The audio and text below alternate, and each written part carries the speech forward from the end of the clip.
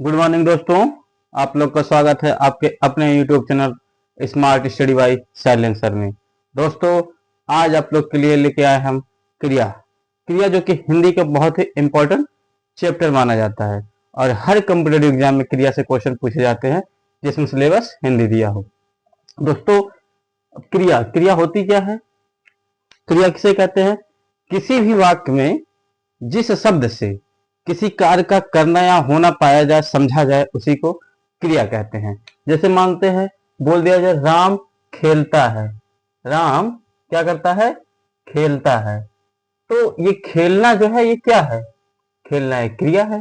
तो ये राम ये तो संज्ञा हो जाएगा, ये हेल्पिंग, ये तो सहायक क्रिया मतलब, और ये मेन क्रिया क्या है? खेलना है। तो इसी को क्या कहते हैं? खेलना। इससे पता चल रहा है राम क्या काम कर रहा है, तो खेल रहा है, तो उसी को क्रिया कहते हैं। जिस जिस शब्द से ये पता चले कौन सा काम हो रहा है या नहीं हो रहा है, ठीक है, वही होता है क्रिया। अब क्रिया को संस्कृत में धातु कहते हैं। क्रिया को एग्जाम में आपसे पूछ लिया जाएगा कि क्रिया को संस्कृत में क्या कहा जाता है, तो क्या बताएंगे? धातु कहते हैं। धातु मतलब मूल शब्द। जैसे यही खेलना था, तो खेल प्लस इसमें ना प्रत्यय लग गया, तो क्या हो गया? खेलना हो गया। तो खेल मूल शब्द था, इसी को धातु बोलते हैं। और ये क्या हो? ना प्रत्यय, दोनों मिलकर क्या हो गया? खेलना आपका एक क्रिया बन जाता है दोस्तों। ठीक है। उसके बाद फिर आपका आता है क्रिया। पूछा जाए कैसा शब्द है? क्रिया कैसा शब्द है? विकारी शब्द होता है। क्रिया विकारी शब्द है। अब विकारी क्या था? विकारी शब्द ऐसे शब्द होते हैं जिसमें कुछ मात्राएं हटा के या लगा के, कुछ वर्ड उसमें कुछ अक्षर जोड़ दिया जाए, उसको लगा के हटा के, जो एक जिसमें चेंजिंग किया जा सके, उसी को विकारी कहते हैं। जैसे राम जाता है, राम जाता है हो गया। अगर यहां पर हो जाए कि राधा जाती है, तो राधा जाती है लिखेंगे। अब देखिए, जाना दोनों का मूल शब्द है, लेकिन राम जाता है और राधा जाती है, ये लिंग के अकॉर्डिंग चेंजिंग आ जा रहा है। तो लिंग के अकॉर्डिंग चेंजिंग आ जा रहा है, तो इसी को क्या कहते हैं? विकारी कहेंगे। जो जिस शब्द में जाना, एक इसका मूल शब्द क्या है? जाना ही है, और जाने में एक बार जाता लिख रहे हैं, एक बार जाती लिख रहे हैं, तो दोनों में डिफरेंस आ रहा है ना। तो डिफरेंस आने की वजह से इसे क्या कहेंगे? क्रिया को विकारी शब्द कहेंगे। ये लिंग के हिसाब से हो गया। अब वचन के हिसाब से भी चेंजिंग होता है इसमें। वचन के हिसाब से कैसे चेंजिंग होता है? जैसे अगर एक वचन है तो वह खेल रहा है, अब बहुवचन है तो वे खेल रहे हैं, तो इसमें चेंजिंग आ रहा है कि नहीं आ रहा? वह खेल रहा है तो रहा है एक वचन के लिए, वे खेल रहे हैं, एक से अधिक लोग हैं तो बोलेंगे वे खेल रहे हैं। तो देखिए, इसमें भी चेंजिंग आ रहा है, वह खेल रहा है, वे खेल रहे हैं, इन दोनों में चेंजिंग आ रहा है। तो क्रिया में जो चेंजिंग होता है, इसी क्रिया के शब्दों में जो चेंजिंग हो जाता है, इसी को क्या बोलते हैं? विकारी बोलते हैं। समझ में? क्रिया क्या होता है? क्रिया जिस वाक्य में किसी कार्य का करना या होना, किसी वाक्य में जिस शब्द से किसी कार्य का करना या होना समझा या पाया जाता है, उसे क्रिया कहते हैं, और संस्कृत में इसे धातु कहते हैं। और क्रिया एक विकारी शब्द है, और विकारी है तो किस बेस पे चेंज होता है? लिंग और वचन के बेस पे चेंजिंग देखने को मिलते हैं। अब देखिए, क्रिया को अगर रचना और कर्म के आधार पर, रचना या कर्म के आधार पर देखेंगे तो दो प्रकार से बांटा गया है, सकर्मक, अकर्मक। सकर्मक क्या होता है? जिस क्रिया को कंप्लीट सेंस देने के लिए, कंप्लीट अर्थ देने के लिए कर्म की जरूरत पड़े, उसे सकर्मक कहेंगे। और जिस क्रिया को कर्म की जरूरत नहीं पड़ती है, उसे अकर्मक कहेंगे। जैसे क्या है? अध्यापक छात्र को पढ़ाता है, तो अध्यापक छात्र को पढ़ाता है, पढ़ाना आपका एक क्रिया हो गया, ठीक है। लेकिन किसको पढ़ाता है? छात्र को पढ़ाता है, तो छात्र एक क्या हो गया आपका? छात्र एक कर्म हो गया। तो ये कर्म होने की वजह से ये पूरा वाक्य आपका सकर्मक हो जाएगा। अगर इसी में से हम आप छात्र को हटा दें, ठीक है, छात्र को हटा देते हैं, यानी अध्यापक पढ़ाता है केवल रहेगा, तो हो जाएगा अकर्मक, क्योंकि जो कर्म है वो नहीं रहेगा। तो कर्म नहीं होने की वजह से ये क्या हो जाएगा? कर्म नहीं होने की वजह से क्या हो जाएगा दोस्तों? ये हो जाएगा आपका अकर्मक। और यह जब पूरा सेंटेंस देखिए, अध्यापक छात्र को पढ़ाता है, तो ये सकर्मक हो जाएगा।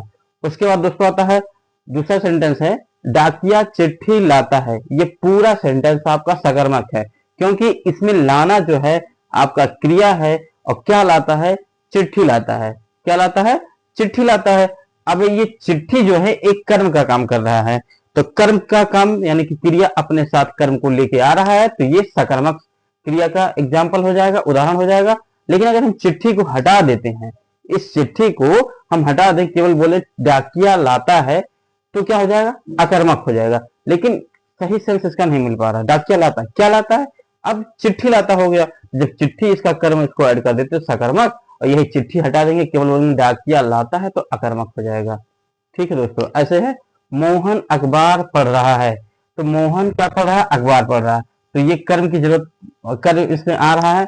कर्म क्या है दोस्तों, इसमें अखबार है, तो अखबार अगर हम पूरा सेंटेंस देखेंगे, अखबार को इंक्लूड करेंगे तो सकर्मक हो जाएगा। अगर हम अखबार को हटा देते हैं तो अकर्मक हो जाएगा। जैसे मोहन अखबार पढ़ रहा है तो सकर्मक, मोहन पढ़ रहा है अकर्मक हो जाएगा। वे अमरूद खा रहे हैं, तो अमरूद खा रहे हैं, ठीक है, ये अमरूद सकर्मक का काम कर रहा है। ठीक, तो खा रहे हैं, क्या खा रहे हैं, अमरूद, तो हो गया सकर्मक। अगर इस अमरूद को हम क्या कर दें, हटा दें, वे खा रहे हैं केवल बोल दें, तो हो जाएगा अकर्मक हो जाएगा। ठीक, अब देखिए श्याम सोता है, इसमें कोई कर्म नहीं है, इसलिए क्या है, अकर्मक है। ठीक है दोस्तों, इसके बाद आ जाता है आपका जब प्रयोग या संरचना के आधार पर, प्रयोग या संरचना के आधार पर इसको कितने भागों में बांटा गया है, प्रयोग या संरचना के आधार पर इसको कितने भागों में बांटा गया दोस्तों, अन्य भेद है। ठीक है, जैसे सहायक क्रिया, सहायक क्रिया, संयुक्त क्रिया, पूर्वकलिक क्रिया, द्विकर्मक क्रिया, नामबोधक क्रिया, प्रणर्थक क्रिया, ये सब प्रयोग या संरचना के आधार पर भेद इसके हैं। अब देखिए सहायक क्रिया क्या होता है, जैसे मेन क्रिया का जो सहायता करे, मेन क्रिया का, मुख्य क्रिया का जो सहायता करे, उसे क्या कहेंगे, सहायक क्रिया। जैसे मैं घर जाता हूं, मैं घर जाता हूं, तो जाना इसमें जो है ये है आपका मेन क्रिया, और मेन क्रिया हूं जो लगा है ये इसका हेल्प कर रहा है, सहायता कर रहा है, इसलिए हूं क्या हो जाएगा, सहायक क्रिया। जैसे अगर केवल इतना बोले मैं घर जाता, तो कुछ क्लियर हो रहा है, नहीं हो रहा ना, अच्छा भी नहीं लग रहा है, मैं घर जाता, तो क्या ये नहीं कंप्लीट हो रहा, इसकी सहायता के लिए एक हूं वर्ड लगा है, हूं शब्द लगा है, तो ये हूं जो होगा ये सहायक क्रिया होगा। जैसे वे हंस रहे थे, तो वे हंस रहे अगर बोले तब सही नहीं होगा, बट अगर हम थे इसमें लगा देते हैं तब ये क्या हो जाएगा, वे हंस रहे थे, तो ये क्या हो जाएगा, थे आपका सहायक क्रिया हो जाएगा। वे गाते हैं, तो वे गाते हैं अगर हो जाएगा ये, ठीक है, तो ये क्या है, इसका सहायक क्रिया है। ठीक, ये क्या है, इसका सहायक क्रिया है। ठीक, जैसे इसमें, जैसे इंग्लिश में आप पढ़े होंगे helping word, is, am, are, was, were, has, have, had, will, shall, ये सब क्या होते हैं, ये सब होते हैं हेल्पिंग वर्ड। इसी का हिंदी भी क्या आ जाएगा, है, हूं, था, थे, थी, गागेगी, ये वर्ड जब आते हैं तो ये हेल्पिंग वर्ड का काम करेंगे, सहायक क्रिया का काम करेंगे। ठीक है, सहायक क्रिया क्या हो गया, जो मेन क्रिया का सहायता करे कंप्लीट सेंटेंस देने के लिए, वही होता है आपका सहायक क्रिया। संयुक्त क्रिया क्या होता है, जब किसी वाक्य में एक साथ दो क्रिया काम करें, ठीक है, तो उसे क्या बोलेंगे, संयुक्त क्रिया। जैसे वह खाने लगा, इसमें खाना भी एक क्रिया है, लगा भी एक क्रिया है, खाना भी एक क्रिया है, लगा भी एक क्रिया है, तो दो क्रियाएं एक साथ मिलकर काम कर रही हैं, इसलिए इसको कहेंगे हम संयुक्त क्रिया। जैसे वह पेड़ से कूद पड़ा, तो कूद भी आपका एक क्रिया है, पड़ा भी आपका एक क्रिया है, वह पेड़ से कूद पड़ा, कूदना भी एक क्रिया है, पड़ा भी एक क्रिया, दो क्रियाएं एक साथ किसी भी वाक्य में अगर प्रयोग होती हैं उसे हम बोलेंगे संयुक्त क्रिया। मुझे पढ़ने दो, तो पढ़ना और देना ये दोनों क्रियाएं हैं, दोनों मेन क्रिया हैं, दोनों एक साथ किसी वाक्य में आए हुए हैं, इसलिए ये पूरा वाक्य क्या कहलाएगा, संयुक्त क्रिया कहलाएगा। उसके बाद आ जाता है पूर्वकलिक क्रिया। पूर्वकलिक क्रिया किसे कहते हैं, पूर्वकलिक क्रिया ऐसे क्रिया को कहते हैं जिसके पहले कोई एक, जिसके तुरंत पहले एक क्रिया आया हो, यूज हुआ हो, लगा हो, तो क्या कहेंगे, उस क्रिया को पूर्वकलिक क्रिया कहेंगे। ठीक है, जैसे चला गया, देखिए उसके तुरंत पहले पढ़कर आया है, ठीक है, तो पढ़कर क्या हो जाएगा, पूर्वकलिक क्रिया हो जाएगा। ठीक, यानी चला गया, तो चला गया, इसके तुरंत पहले एक क्रिया लगा है पढ़कर, वो कैसे गया, पढ़कर गया, तो पूर्वकलिक क्रिया हो जाएगी। अब पढ़कर में देखिए आपको ये पूर्वकलिक क्रिया में आपको हमेशा कर वर्ड देखने को मिला है। जहां कर वर्ड देखने, जिस क्रिया में कर वर्ड कर शब्द देखने को मिल जाए वो क्या कहलाएगा? आपका पूर्वकलिक क्रिया कहलाएगा। जैसे पानी भरकर लाना, तो लाना एक क्रिया है, लेकिन इससे पहले एक आपको सेंटेंस एक क्रिया देखने को मिल रही भर कर लाना, तो भर कर लाना क्या है? आपका पूर्वकलिक क्रिया हो जाएगा। और देखिए आपको 95% क्रिया में जहां पूर्वकलिक क्रिया होगी वहां आपको कर शब्द जरूर देखने को मिलेगा। सामान उठा कर रख देना, तो रख देना एक क्रिया है, लेकिन इसके तुरंत पहले एक क्रिया लगा हुआ है उठाकर। कैसे? उठाकर, तो ये कर शब्द यहां भी देखने को मिल रहा है, तो उठाकर क्या हो जाएगा? पूर्वकलिक क्रिया हो जाएगी दोस्तों। उसके बाद आता आपका द्वैक कर्मिक क्रिया। द्वैक कर्मिक क्रिया क्या होती है? जहां ऐसा वाक्य जहां पर दो कर्म दिए हों, क्रिया के पहले दो कर्म का यूज हुआ हो, उसे क्या बोलेंगे? द्विकर्मिक क्रिया। जैसे मैंने छात्रों को हिंदी पढ़ाया, तो पढ़ाया पढ़ाई कुछ भी हो जाए कोई दिक्कत नहीं है, और यहाँ पढ़ाई आपका क्रिया है, लेकिन उसके पहले आपको छात्र और हिंदी ये दो क्रियाएं हैं, दो कर्म हैं, तो इसलिए ये पूरा वाक्य आपका दो कर्मक क्रिया कहलाएगा। क्या है? मैंने छात्रों को हिंदी पढ़ाया, तो पढ़ाया आपका एक क्रिया है, उसके पहले दो कर्म यूज हो रहे हैं। कौन कौन सा? छात्र और हिंदी। तो दो कर्म होने की वजह से सेंटेंस में इसे द्वैकर्मक क्रिया कहेंगे। उसके बाद फिर आता है एग्जांपल और, श्याम ने मोहन को कार दिया, तो देना आपका क्रिया है, दिया, उसके पहले दो कर्म हैं। क्या है? मोहन और कार। मोहन और कार, श्याम ने मोहन को कार दिया, तो मोहन और कार दो क्या है? कर्म है। ठीक है, इसलिए इसे क्या बोलेंगे? द्विकर्मक क्रिया बोलेंगे। उसके बाद फिर आता है आपका नामबोधक क्रिया। नामबोधक क्रिया क्या होता है दोस्तों? नामबोधक क्रिया उसे कहते हैं जिस क्रिया के पहले क्या हो? संज्ञा या विशेषण लगा हो, संज्ञा या विशेषण। जैसे लाठी प्लस मारना, तो लाठी आपका एक संज्ञा और मारना, ये दोनों मिलके क्या हो गए? लाठी मारना एक नया क्रिया बन जा रहा है। ठीक, तो ये पूरा क्या कहलाएगा? नामबोधक क्रिया कहलाएगा। ये क्या हो गया? ये हो गया आपका संज्ञा। ये क्या हो गया आपका? ये हो गया आपका संज्ञा, और ये क्या हो गया? क्रिया। तो संज्ञा और क्रिया मिलके बना के एक नया क्रिया बना दिए, जिसे नामबोधक क्रिया कहते हैं। अब विशेषण, संज्ञा या विशेषण के बाद जो क्रिया लगती है उसे नामबोधक कहते हैं। ये क्या है? ये विशेषण हो गया प्लस क्रिया हो गई, विशेषण प्लस क्रिया। ठीक, यानी कि संज्ञा प्लस विशेषण हो, संज्ञा प्लस क्रिया हो, या विशेषण प्लस क्रिया हो। ठीक, उसके बाद जो एक नया क्रिया बनता है उसी को नामबोधक क्रिया कहते हैं। ठीक, खून खौलना है, तो खून आपका संज्ञा, खौलना क्रिया, दोनों मिला के खून खौलना एक नया क्रिया है, इसे क्या बोलेंगे? नामबोधक क्रिया कहेंगे।